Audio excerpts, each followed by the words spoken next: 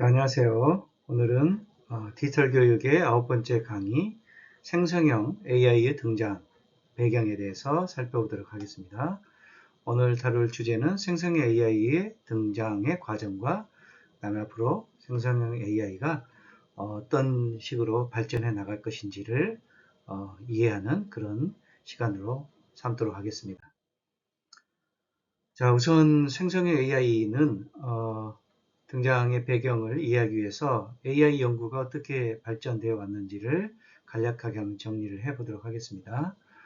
우선 1950년대에 앨런 튜링의 튜링 테스트로 잘 알려진 앨런 튜링이라고 하는 인공지능 컴퓨터 개발을 하는 학자가 인공지능 개념을 최초로 제안하면서 처음으로 AI 프로그램을 개발하기 시작했습니다. 그리고 60년대에는 전문가 시스템이라고 하는 시스템과 그다음에 검색 알고리즘을 개발하기 시작했고요. 전문가 시스템이라고 하는 것은 한마디로 인공지능이 뭔가를 판단하고 어떤 상황을 진단하고 예를 들어서 의료 환경 같은 데서 환자에게 어떤 상태인지 환자에게 어떤 약을 처방해야 될지 뭐 이런 부분들을 개발하는 그러한 시스템입니다. 그래서 인공지능을 그런 시스템을 개발할 수 있게끔 하는 그런 시도를 했었고요. 1970년대에 들어와서는 인공신경망, 그러니까 인공지능이 조금 더 스마트해지고 그 인공지능의 검색, 어떤 그 계산, 연산 과정이 조금 더 체계적이고 효율적으로 이루어지기 위해서는 인간의 인공신경망을 모사할 필요가 있겠다라고 하는 그런 아이디어를 바탕으로 인공신경망과 그 다음에 기계학습이라고 하는 것, 그리고 인공지능 기계가 학습을 해 나간다는 그런 개념이겠죠.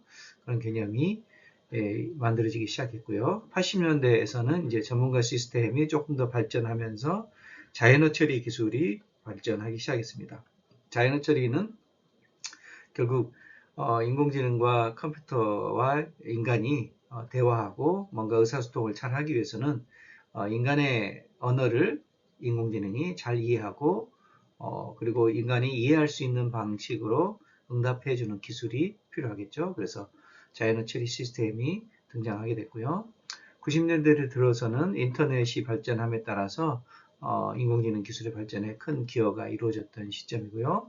2000년대 와서는 AI 기술을 활용해서 여러 가지 이제 온라인 서비스, 빅데이터 분석, 그리고 스마트 기기에 AI가 접목되는 그러한 기술들이 등장하기 시작했다. 그리고 처음으로 딥러닝 기술이 등장함으로써 인공지능의 발전을 가속화했다라고 이해하시면 되겠고요. 2010년에 들어서서 자연어 처리 기술이 고도화되고 이미지 분석, 음성 분석 기술이 응용에 고성능화가 이루어졌다.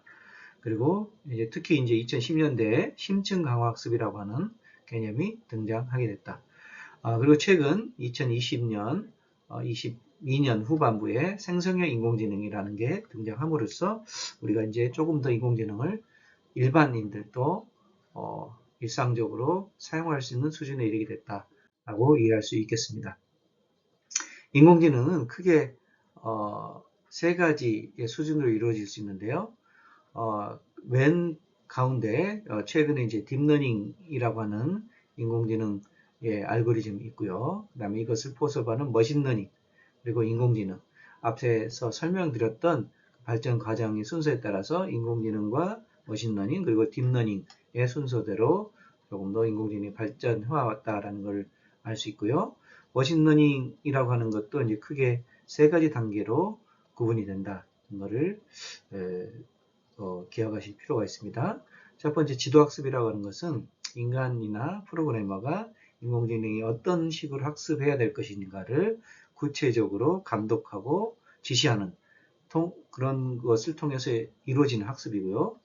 비지도 학습은 인간이 특별히 어떤 방향으로 계산하고 알고리즘을 진행해 나가라고 가르치지 않아도 인공지능이 알아서 다양한 방식으로 학습을 해 나가는 것이라고 볼 수 있고요. 마지막으로 강화학습은 사실 이제 비지도 학습의 경우는 인공지능이 뭐 창의적으로 여러 가지 연산과 어떤 실험적인 그런 그 학습을 벌여 나갈 수는 있겠지만 그것이 이제 시간도 많이 걸릴 수 있고 효율성에 있어서는 떨어질 수 있겠죠. 그래서 강화학습이라는 개념이 등장하게 됩니다. 강화학습은 우리가 심리학에서 행동주의 이론의 어떤 후기 모델로서 강화학습이 설명되고 있는 것처럼 인공지능에게 인간이 원하는 답변들 중에서 인간이 원하고 듣고 싶어하는 그런 답을 인공지능에게 피드백을 제공해 줌으로 인해서 인간의 피드백이 학습을 강화시킨다라고 하는 그런 개념이라고 보시면 되겠습니다. 그래서 이제 강학습이 일어나게 될 경우는 일단은 이제 예를 들어서 인공지능이 뭔가 점의 패턴을 파악해야 될 경우 원본 데이터에는 수많은 다양한 색깔의 점들이 혼합해서 분산돼서 나타나 있겠죠. 그래서 이제 이것을 갖다가 인공지능이 구별해서 어떤 특정한 이미지를 생성한다든가 이 안에 있는 어떤 이미지에 어떤 그 의미 있는 이미지를 뽑아내거나 파악하거나 하는 작업들을 해야 되는데 그런 것들이 이제 인간이 원하는 것이 무엇인지를 보상안과 그다음에 선택 알고리즘을 통해서 계속 사람들이 에게 의미 있게 다가오는 그런 이미지를 생성해내는 작업들을 하게 되는 거라고 보시면 되겠습니다. 그리고 마지막으로 이제 심층 강화 학습이라는 것이 최근에 생성형 인공지능도 그렇고 인공지능의 기본적인 가장 기본이 되는 학습의 알고리즘이라고 보시면 되겠습니다. 그래서 인풋 레이어가 있고요. 인풋된 데이터들이 여러 층의 심층적인 연산 단계를 거친 다음에 아웃풋으로 나오는 이런 과정인데 이 히든 레이어라고 하는 것은 뭐 이게 수십, 수백, 수천 개의 레이어가 될 수 있습니다. 그래서 이 과정 안에서 이 히든 레이어 안에서 여러 가지 연산의 알고리즘을 바탕으로 학습을 하고 데이터를 처리해서 인간이 원하는 최종 산출물을 내게 된다. 이렇게 보시면 되겠습니다. 자, 앞에서 설명드렸듯이 인공지능이 등장했던 시점은 50년대, 머신러닝은 70년대, 딥러닝은 2000년 초반, 그리고 심층 강화학습은 2010년, 그리고 드디어 2020년 최근에 생성형 인공지능이 등장하게 됐다라고 하는 그 흐름을 이해하시면 좋겠습니다. 앞선 강의에서도 말씀드렸듯이 AI가 사고할 수 있는가라고 하는 질문들은 오랫동안의 인지과학자들의 질문이자 컴퓨터공학자들이 인간처럼 사고할 수 있는 기계를 만들어내려고 많은 노력들을 해왔는데요. 과거에는 이제 인공지능이 인간 수준으로 사고하기 어렵다라고 하는 관념이 기계론과 원자론적 관점을 통해서 인공지능의 사고 가능성에 대한 회의적인 입장들이 많았습니다. 그런데 이제 앞으로는 그런 원자주의적 관념이 아니라 연결주의적 관념이 필요하다는 얘기를 누차 말씀드렸었죠. 자, 왜냐하면 이게 사실 이제 굉장히 중요한 부분입니다. 앞선 강의에서 자세히 설명을 못 드렸던 부분이기도 한데요. 자, 인간은 이성을 가진 존재라고 얘기되고 있습니다. 자, 그런데 엄밀하게 과학적으로나 학문적으로 얘기했을 때 인간의 이성이라고 하는 것은 명확한 실체가 있는 것이 아닙니다. 이성이라고 하는 것은 인간에게 부여된 어떤 특성으로서 우리가 믿고 있는 믿음의 결과물이지 실질적으로 이성이라고 하는 것이 동물과는 다르게 혹은 침팬지와는 다르게 어떤 생물학적 특성으로 인간에게만 주어지는 것을 지칭하는 관념이 아니라는 겁니다. 자, 인간은 다른 동물들보다 뛰어나긴 하지만 그것이 이성이라고 하는 존재 유무이냐 아니냐로 판단될 수 있는 게 아니라는 거죠. 이건 굉장히 중요한 것이자 인간 이성의 신념을 어떤 출발점, 뿌리를 살펴보면 사실 굉장히 종교적인 관념에 기여해서 출발한다라고 하는 것을 이해할 수 있습니다. 결국은 종교적 관념이라는 건 그런 거죠.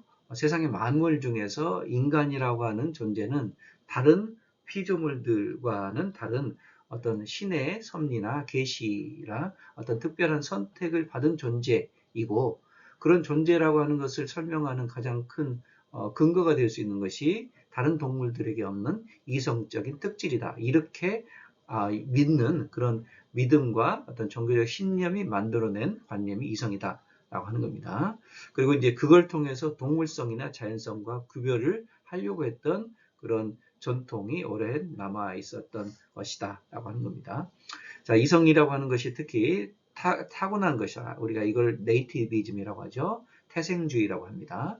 이성은 과연 타고난 것일까? 그러면 어떤 특정한 존재에게만 주어지는 것인가? 라는 거죠. 그리고 인간만의 특성이다라고 하는 것은 human exceptionalism, 그래서 인간 예외주의의 관념에서 나온 것이고요. 또 이성이 뭔가 고정적이고 우리가 지능이 변하지 않고 개인마다 지적 능력에 근본적인 차이가 있다라고 하는 관념도 사실은 펀더멘털리즘, 지능에 대한 근본주의적 관념, 그리고 근본주의라고 하는 것은 고정적이다라고 하는 믿음이 굉장히 강하다는 겁니다. 자, 이런 모든 믿음들이 인본주의를 지탱해온 그러니까 전통적인 관념으로서 이건 굉장히 신화적인 혹은 종교적인 관념에 불과하다. 그래서 과학적으로 검증된 것이 아니다라고 하는 것입니다. 자, 그래서 이성이 없다면 그러면 무엇이 인간의 특성을 설명할 수 있을까요? 혹은 인간의 다른 동물들보다 스마트하다, 또 똑똑하다 하는 것을 무엇으로 설명할 수 있을까요? 그 설명의 하나의 방법은 바로 연결주의 이론이라고 하는 겁니다. 자, 그래서 연결주의 이론을 구체적인 또 하나의 그 사례가 우리가 객체지향 존재론 혹은 행위자망 이론이라는 것이 있는데 간단하게 설명드리면 객체지향 존재론이라고 하는 것은 우리가 인간의 존재를 주체성과 객체성으로 나눈다면 인간은 주체성을 가지고 있고 동물이나 사물들은 객체성의 대상이다. 그렇죠? 사물과 물질, 객체 이렇게 대상으로 바라보는 관점이 객체와 주체의 이분법입니다. 그래서 인간은 주체성을 가지고 있고 능동성, 자율성 뭐 이런 모든 것들을 가지고 있다라고 하는 관념도 바로 이게 모든 게 연결되는 겁니다. 자, 그런데 객체지향 존재는 뭐냐면 인간에게만 주체성을 부여하는 그런 관념이 아니라 다른 우리가 흔히 말해서 인간이 보기에 객체나 대상으로 간주되었던 사물들, 물질들, 동물들 이런 것들의 존재성을 부각시키는 그래서 거기에 또 의미가 있고 지향점을 두고자 하는 그런 존재론이다 라고 이해할 수 있겠습니다. 그 대표적인 것이 행위자망 이론입니다. 수많은 행위자들이 능동자로서 망적인 네트워크 관계성을 이루며 각자 역할을 하고 그래서 지구 생태계, 자연, 우주 그리고 인간 문명 세계에서도 이런 모든 자연 만물들을 구성하고 있다. 이렇게 보는 것이 행위자망 이론이라고 볼 수 있겠죠. 자, 그래서 우리가 이제 그런 질문을 던져봅니다. 생물학에서도 과거에는 우리가 리처드 도킨슨과 같은 이기적 유전자라는 개념과 같이 유전자가 어떤 생명, 어떤 진화의 본질이다라고 하는 관념이 있었다면 최근에는 이제 시스템 생물학이라고 하는 게 등장하면서 유전자 자체가 중요하겠지만 나름대로 중요하겠지만 그것만으로 유전이라든가 생명의 유지되는 이런 모든 것들을 설명할 수 있는 게 아니고 시스템적으로 봐야 된다라고 하는 관념이죠. 그러니까 시스템 생물학이라고 하는 것도 연결주의 이론과 일맥상통하는 그런 이론이다라고 볼 수 있겠습니다. 자, 만약에 어떤 사람이 이런 질문을 던진다고 해봅시다. 생명이 먼저냐, 물질이 먼저냐? 라는 질문을 던졌을 때 여러분은 어떤 응답을 하시겠습니까? 우리는 그동안 너무 생명을 중요시하고 또 인간의 생명 이런 것들을 중요시하다 보니까 생명이 먼저다라는 그런 대답을 떠올릴 확률이 높습니다. 그렇죠? 그런데 정답은 물질이 먼저입니다. 어떻게 생각해 보면 당연한 일이죠. 너무도 당연한 일이죠. 생명 없이 물질이 있을 수 있지만 물질 없이 생명은 있을 수가 없는 것이죠. 그러니까 우주는 물질로 먼저 이루어져 있고 그 물질 속에서 생명이 탄생하는 것입니다. 그러니까 당연히 물질이 먼저일 텐데 우리는 생명을 강조하려다 보니까 자꾸 물질과 생명을 대비시키면서 생명이 물질보다 앞서는 것처럼 생각하는 관념이 잘못된 관념이죠. 팽배하다라고 하는 겁니다.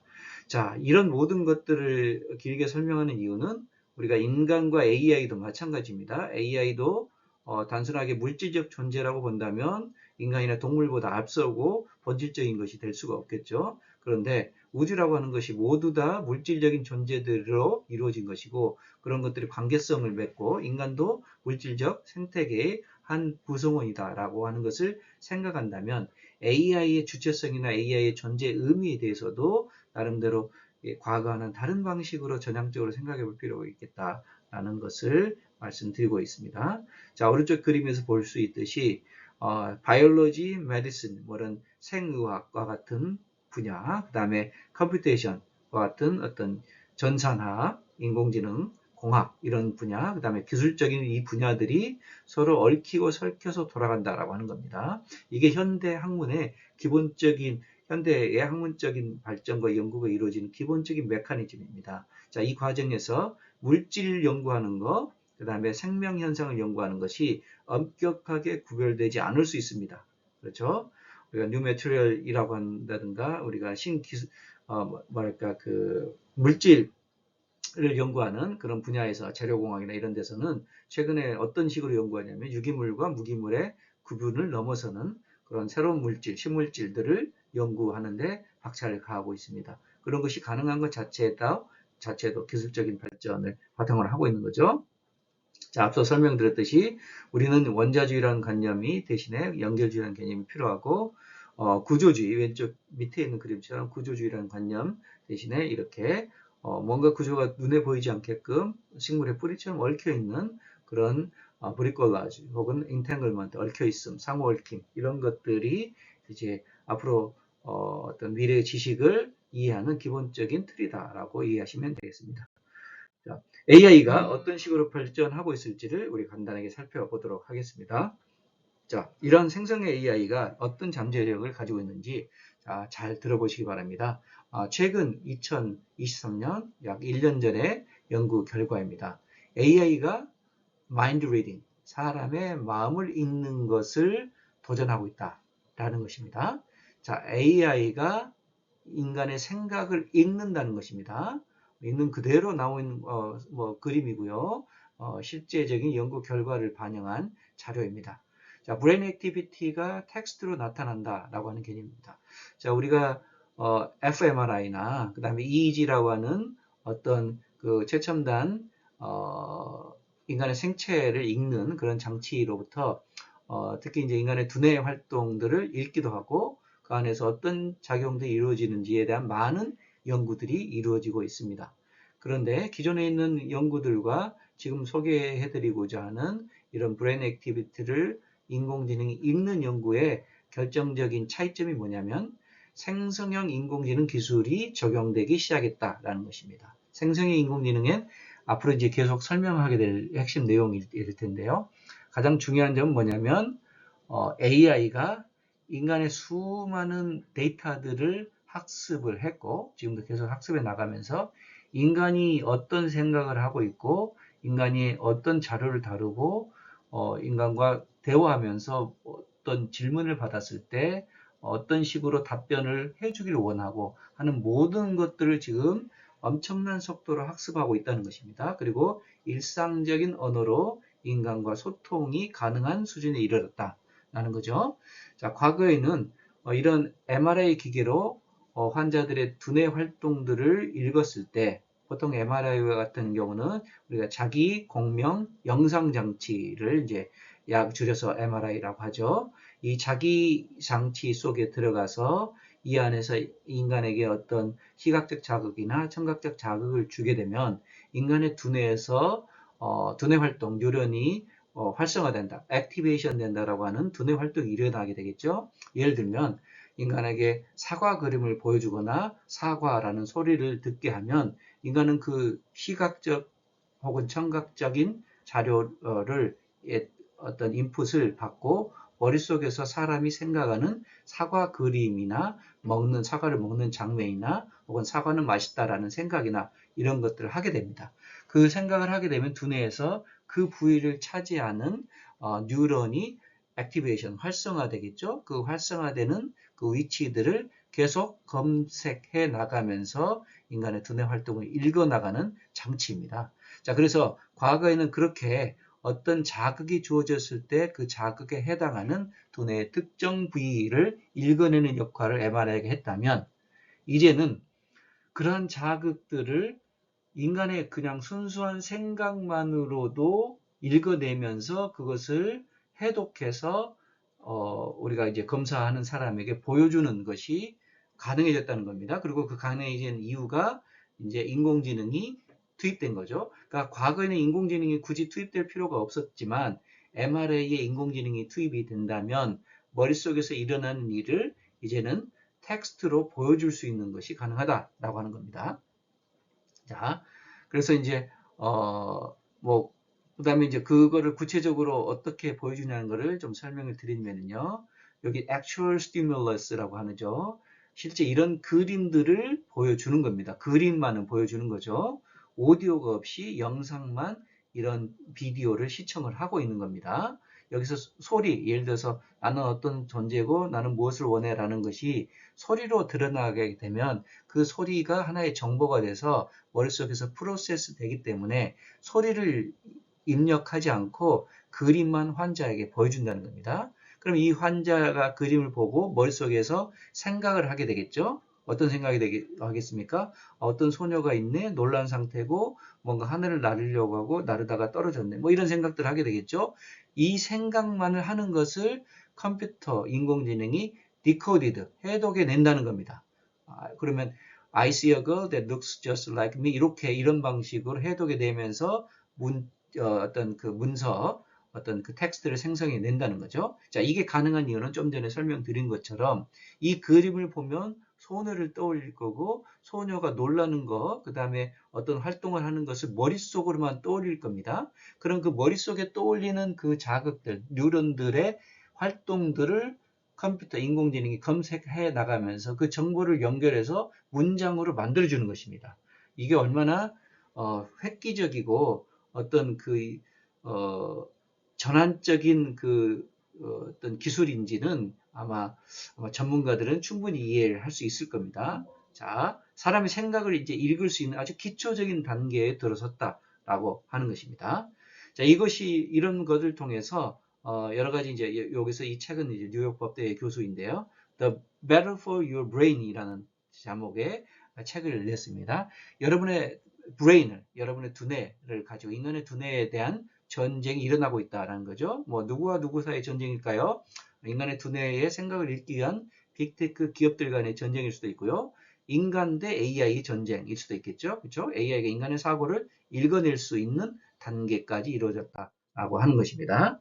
자, 그리고 인공지능이 이제 최근에 어떤 핵심적인 또 기술이 뭐냐면 바로 멀티모달리티의 기술입니다. 대표적으로 달리 1, 2, 3가 나왔었죠. 자, 과거에는 라지 랭귀지 모델이 중요했었는데 지금은 라지 멀티모델 모델 LMM이 이제 결정적인 역할을 하고 있죠. 그래서 LMM이 작동하는 그 과정을 보여주는 하나의 그림입니다.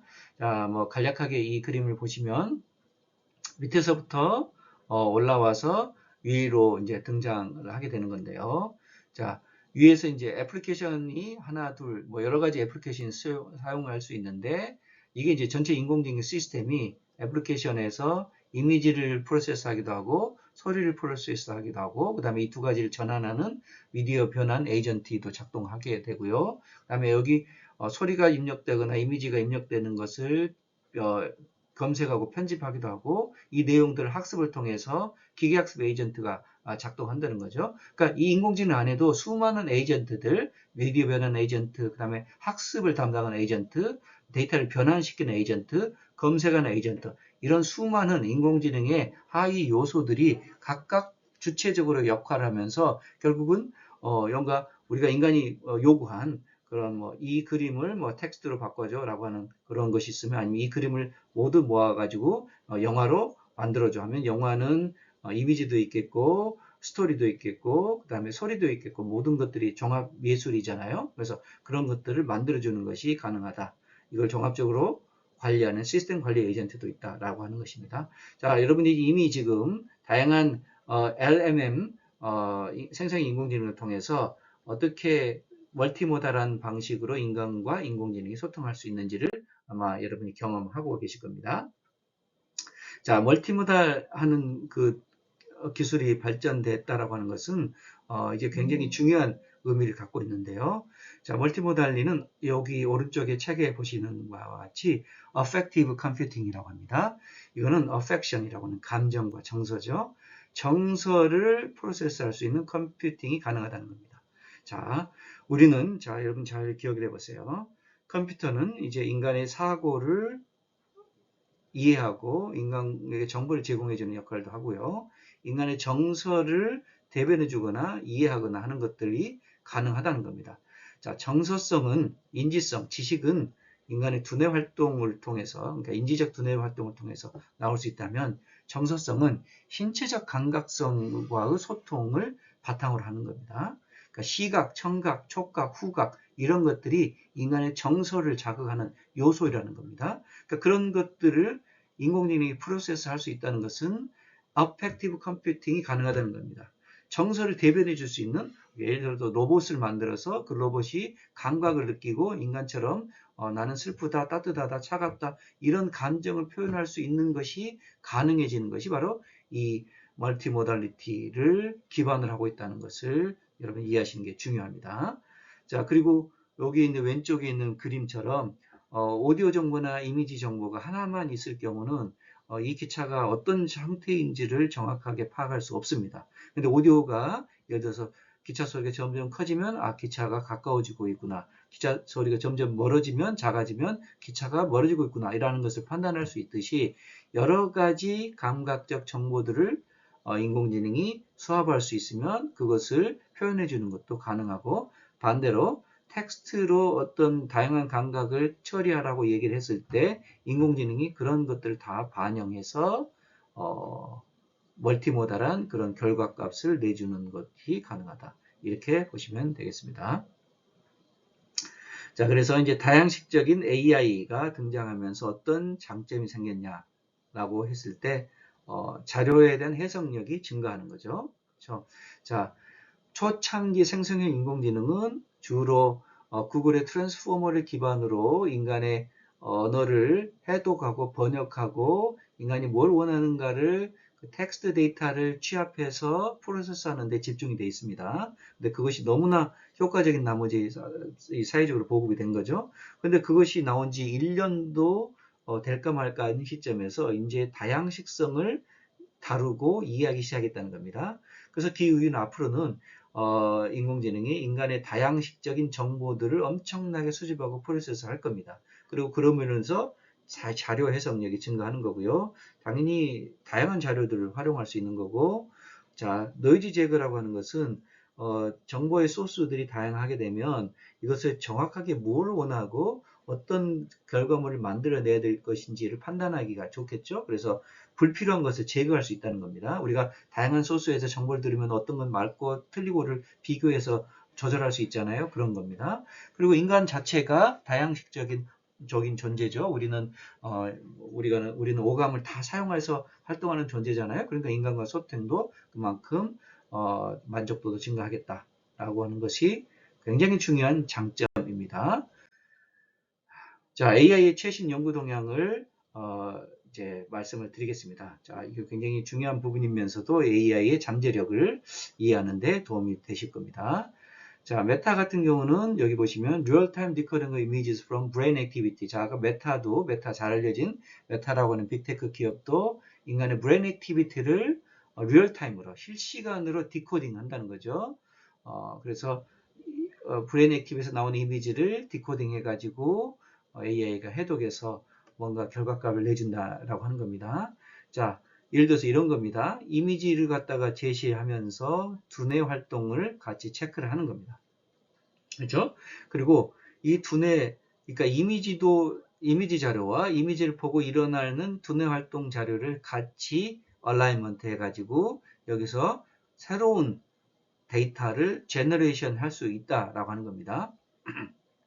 그렇죠? 그랬을 때 나오는 결과값들은 사람이 예를 들어 곰과 체리나 이런 것들 보고 곰은 무섭다, 체리는 달콤하다, 맛있다 이런 생각들 하겠죠? 그러니까 이 두 가지를 조합해서 결과값이 나오면 동영상으로서 정말 새로운 것들을 해석해낼 수 있다라고 하는 겁니다. 이런 기술들을 이제 시도를 하고 있는 거고요.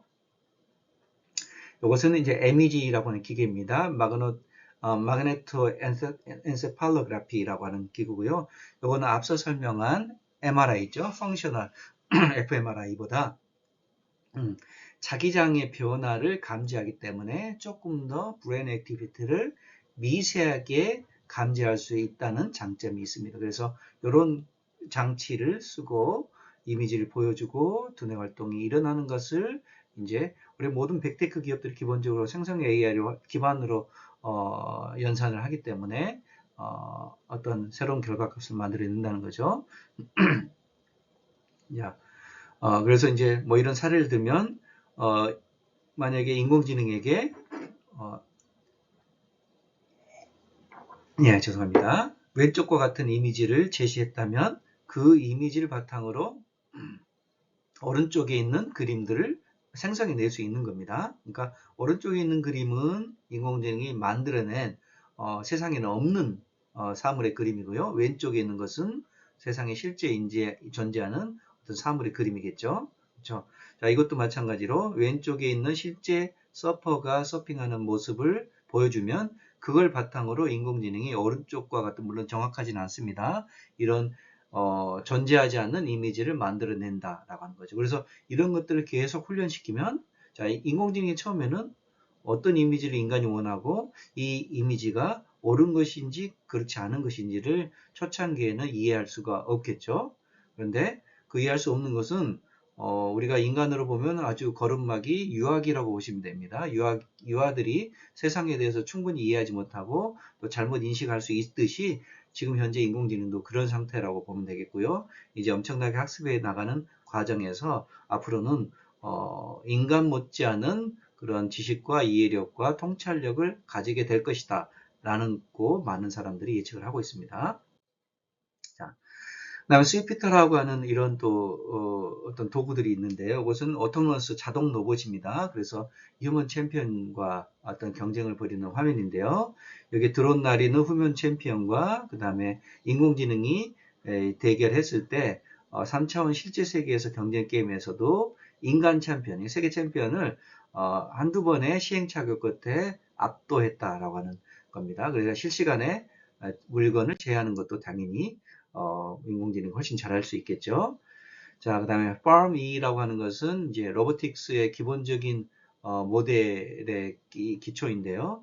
이 로봇가 멀티모달 데이터를 이제 이해하고 프로세서 함으로 인해서 우리가 흔히 말해서 이제 다양한 그 수작업들을 할 수 있다라고 하는 겁니다. 현재는 계획된 동작, 프로그램화된 동작만 가능하다면 왼쪽 위에 있는 거죠. 앞으로는 우리가 일론 머스크가 개발하고 있는 그 로봇, 또 사실은 이런 기술을 기반으로 지금 계속 발전이 되고 있겠죠. 로봇 팔이 이미지 시각 카메라를 통해서 이미지를 인식한 후에 스스로 어떤 동작을 해야 될지를 계획하고 수행을 하고 있다라고 하는 겁니다. 지금도 계속 끊임없이 학습이 이루어지고 있고요. 그래서 이런 이제 멀티모달 데이터들이 이렇게 로봇이 세상을 이해해 나가는데 굉장히 그 촉진되는 그런 자극을 경험하고 있다. 이렇게 이제 보시면 되겠습니다. 그다음에 유레카라고 하는 툴은 GPT-4를 기반으로 해서 로봇의 손 기술을 교정하는 그런 기술이 적용되고 있습니다. 이것의 핵심이 뭐냐면 셀프 임프루먼트가 이루어지고 있다는 겁니다. 자, 이제 로봇들이 잘못된 행동을 하면 그것을 컴퓨터 프로그래머가 인공적으로 교정해주는 단계가 이미 지났습니다. 뭐 그럴 필요도 있겠지만 대부분은 스스로 임프루브를 할 수 있다라고 하는 거죠. 그래서 이제 로봇팔 같은 경우 인간에게 아주 간단한 이런 볼펜 굴리기 같은 것도 사실은 몇 번 만에 금방 잘못을 교정해 가지고 이제는 거의 인간은 실수했지만 인공지능은 이제 거의 실수가 없을 만큼 그렇게 완벽하게 해내고 있겠죠. 그래서 어쨌든 가장 중요한 것은 자동 교정 기술이 적용되고 있다라고 하는 거고요. 그래서 이제 뭐 이렇게 이제 어떻게 그 자동 교정이 이루어지는가를 보여주는 그런 알고리즘을 이제 여기서 보여주고 있습니다. 강화학습과 그다음 GPU 가속을 통해서 빠르게 교정되고 있다. 이걸 갖다가 손의 민첩성, 우리가 dexterity라고 하는데요. 이 그림을 보시면 유레카라는 로봇 제어 기술과 인간을 비교했을 때, 자, 인간은 success rate, 그죠? 성공률이 약간 절반 정도 못 미치는 정도로 이렇게 이루어지고 있는 거죠. 1번, 2번, 세 번째 수행만에 어떤 인간 수준을 벌써 넘어서서 유레카는 벌써 네 번째, 다섯 번째를 반복하면서는 이제 더 이상 훨씬 성공률이 높아진다. 이렇게 볼 수 있겠습니다. 자, 그리고 메디팜이라고 하는 팜이라고 하는 건 결국은 이제 기본적인 파운데이션 모델을 얘기하는 겁니다. 생성형 인공지능 파운데이션 모델을 이제 메디컬 분야에 적용하는 게 메디팜이고요.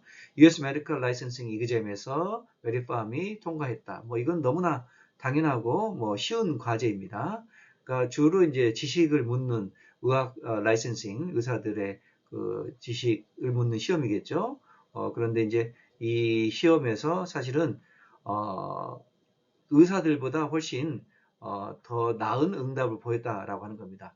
자, 1066명의 컨슈머, 그러니까 환자들한테 이 메디컬 퀘스천을 했을 때 인간 의사가 대답한 것보다 메디컬 팜2가 대답한 것에 훨씬 더 만족했다라고 하는 겁니다.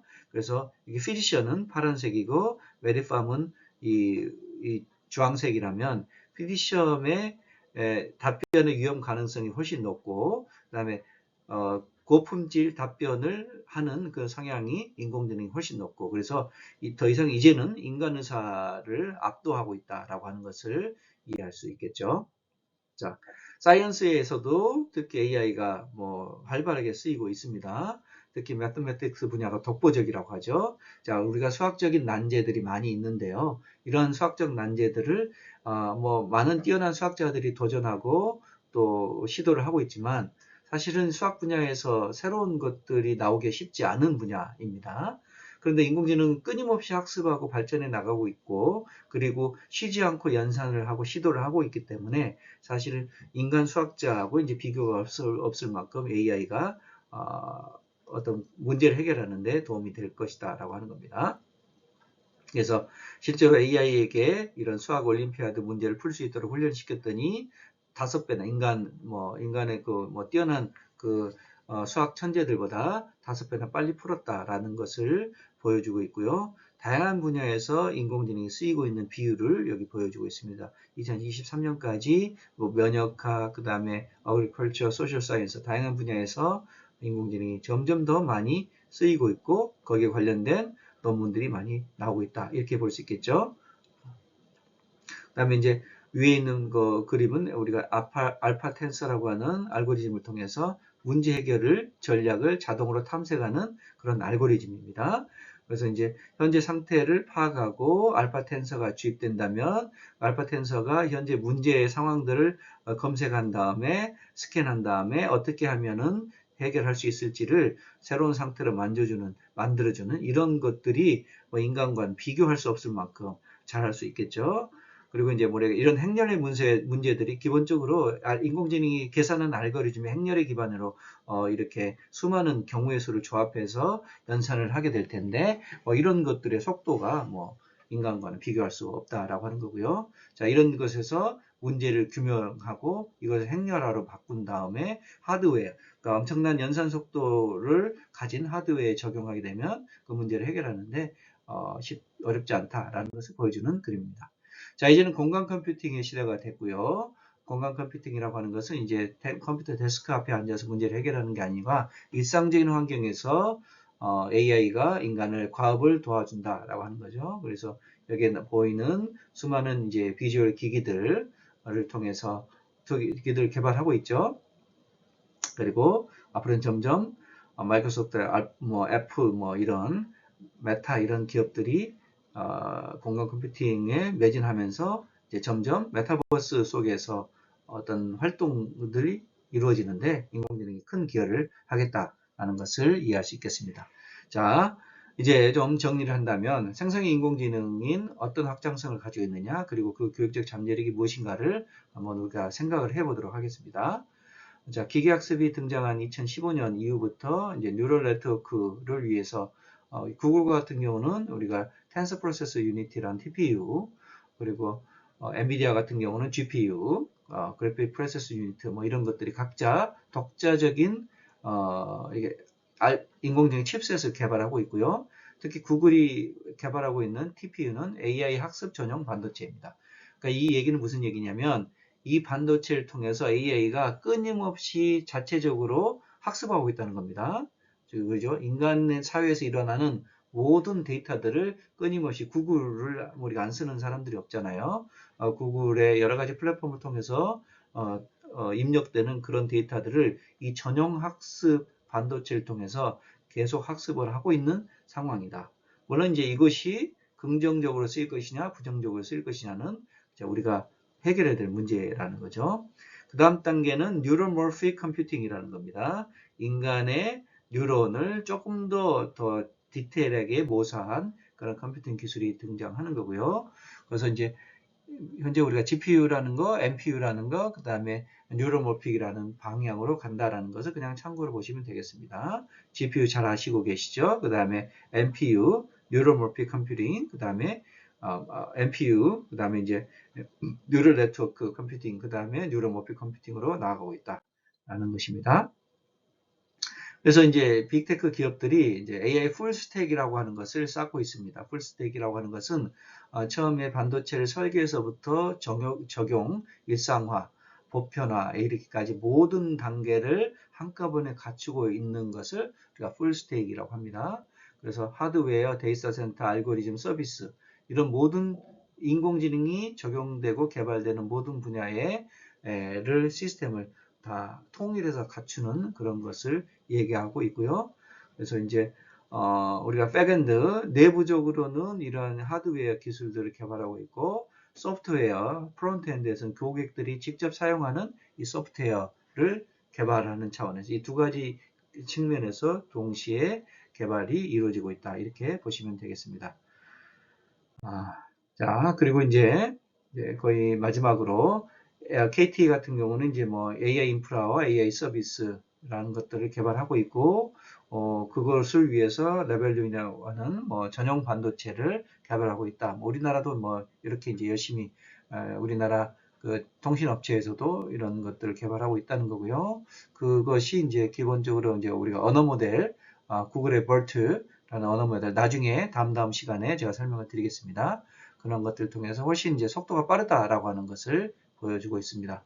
언어 모델과 비전 모델에서 이 네벨륜이 굉장히 속도가 점점 빨라지고 있다라고 하는 것이죠. 물론 이제 이거는 이제 회사들마다 서로 이제 자기네 칩셋이 더 성능이 좋다라고 주장할 수 있는 부분이니까 참고로 보시면 되겠고요. 자, 이제 윤리 문제를 보면 이제 이렇게 엄청나게 빠르게 개발되고 있는 AI에게 갖고 있는 어떤 어두운 그림자가 바로 윤리 문제가 되겠죠. 최근에 이루어지고 있는 어떤 국지전에서 autonomous 킬러 드론들이 쓰이고 있다는 그런 어떤 얘기가 많이 있습니다. 물론 이제 사용하는 사람들이 인정하지 않기 때문에 공식화되지는 않고 있지만, 그다음 바이오 웨폰이 활용될 수 있다는 거죠. 생화학적 어떤 무기들이 활용될 수 있다. 그래서 이런 것들이 이제 전쟁과 그다음에 어떤 질병의 문제에 있어서 AI 챗봇이 이제 뭐 어떤 걸 할 수 있냐, 바이오 웨폰을 개발하는데 도움이 될 수 있다라는 거죠. 그러니까 기술이 긍정적인 데만 쓰이는 게 아니라 어떤 파괴적이고 공격적인 데서 쓸 수 있다라고 하는 것이기 때문에 윤리 문제를 우리가 고민하지 않을 수가 없겠고요. 자, 저작권 문제 같은 경우도 우리가 일상적으로 접할 수 있는 부분이죠. 자, 다음 기회에 설명을 드리겠지만 인공지능도 음악이나 미술이나 디자인이나 이 모든 예술 분야에 있어서 굉장히 나름대로 생성적이고 창조적인 일들을 해낼 수 있습니다. 그런데 이제 그런 것들이 저작권에 위반되는 소지가 있을 수 있겠죠. 예를 들면서 AI 챗봇 클로드 같은 경우는 유행가의 가사를 생성해줘서 사실은 미국의 대표적인 유니버셜 뮤직 회사에서 광범위한 저작권 위반이라고 하는 그런 그 소견으로 테네시 법원에 고소를 하기도 했다는 거죠. 물론 어떤 결과가 나올지는 뭐 우리가 예측하기가 쉽지는 않지만, 자 그래서 AI가 음악을 생성해 주는 것들도 이런 그림처럼 다양하게 이루어지고 있기 때문에 음악 프로듀서들이 이제 AI를 활용하지 않고서는 음악을 프로듀싱하기가 쉽지 않은 그런 상황이다라고 하는 거고요. 이 그림은 바로 이것도 이제 이 디즈니의 이 영화들이 AI를 활용해서 이미지들을 만들어내는 그런 것들이 많이 나오고 있다라고 하는 그런 이제 의혹성 기사입니다. 뭐 디즈니가 100% 인정을 하지는 않겠습니다만, 그런데 이제 사실 우리가 지금 컴퓨터 그래픽에 의한 영화들을 많이 보고 있는데, 기본적으로 그 모든 컴퓨터 그래픽들은 사실은 사람들의 수작업을 하는 단계는 이미 지나갔습니다. 일정 부분 수작업을 하고 기초 도안과 어떤 기초 작업들은 일부 하겠지만 그 모든 것들을 이제 사람들이 하기보다는 인공지능이 하는 것이 경제적으로나 효율성 면에서 훨씬 뛰어나기 때문에 이제 이런 문제들은 이제 논란이 있을 수 있습니다. 그래서 인공지능이 만든 영화를 우리가 보느냐라는 거부감이 생길 수 있지만 사실은 컴퓨터 그래픽을 통한 영화들을 이미 즐겨서 잘 보고 있다라는 그런 반론도 만만치 않겠죠. 자, 이처럼 AI가 보편화되면서 프라이버시 문제, 시큐리티 문제, 그 다음에 특히 딥페이크, 진실이 아닌 것들이 진실처럼 위장되는 그런 환경들이 조성되고 있습니다. 그래서 이런 환경 속에서 AI를 어떻게 활용할 것인가에 대한 문제들은 앞으로 조금 더 고민해 봐야 되겠다라고 이해하시면 되겠습니다. 자, 오늘 강의는 이상으로 마치겠습니다. 감사합니다.